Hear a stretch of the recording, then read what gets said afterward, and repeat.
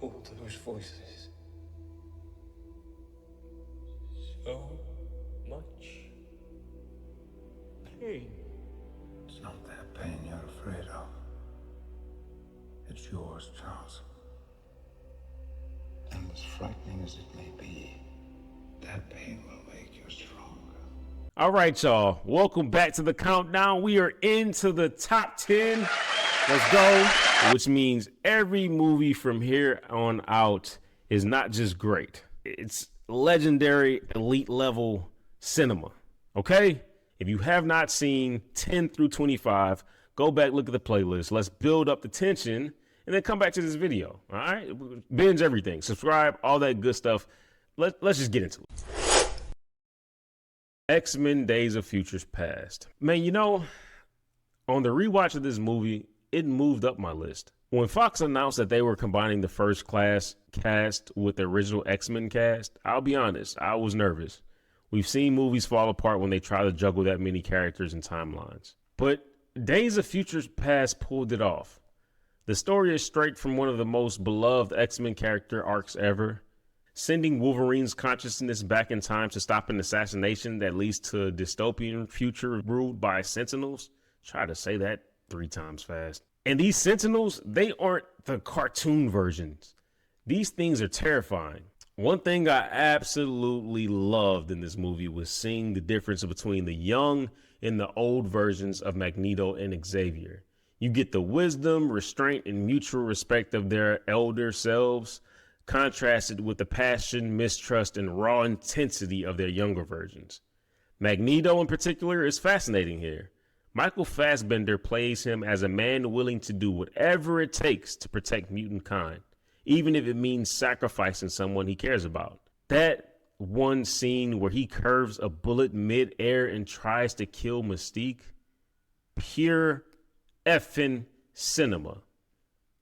Magneto is a necessary voice in this franchise. Whether you agree with him or not, he's the balance to Xavier's idealism. And speaking of Xavier, one of my favorite scenes in this entire movie, maybe the entire franchise, now that I think about it, is when young Xavier communicates with old Xavier through Wolverine's consciousness. Up until that point, young Xavier is an anxious, unconfident wreck.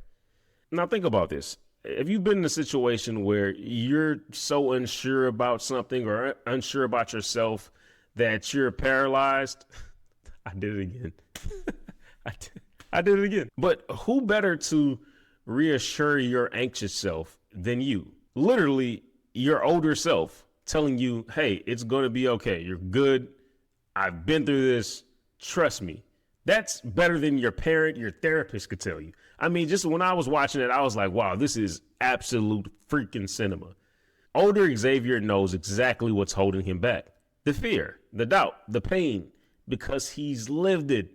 He knows the exact words to cut through the noise. That scene is emotional, personal, and powerful in a way most superhero movies never even try to be. And come on now, Quicksilver. That kitchen rescue scene is one of the most iconic superhero moments in the last decade. I feel like I say that a lot, but I mean, every time I say it, I'm accurate, right? Come on. The slow motion, time in the bottle playing, the comedic beats, flawless. Although, if you think about it, in real time, he would have only heard, 2 seconds of that song, unless he had it in like 200x speed.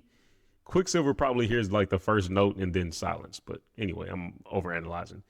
The performance across the board are fantastic. James McAvoy brings depth and vulnerability to Xavier. Fassbender is magnetic. Did it again.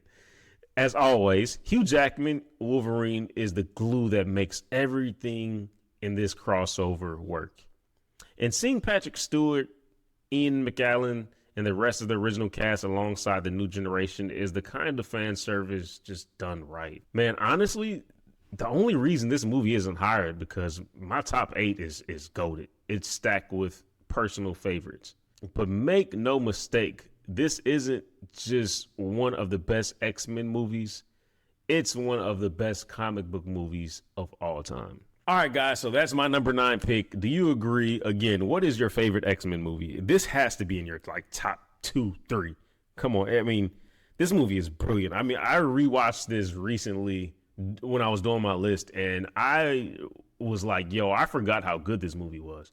This movie was really, really good, man. Anyways, if you agreed, if you enjoyed my review, if you enjoyed the reflection, if you've been following this entire time and not subscribed, that's weird. You're a stalker, and come on, man.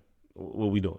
If you can guess number 8, go and do that now. I'll put it in the comments. I appreciate y'all. Like, comment, subscribe, the whole 9. We out of here. I did it again. I said the whole 9.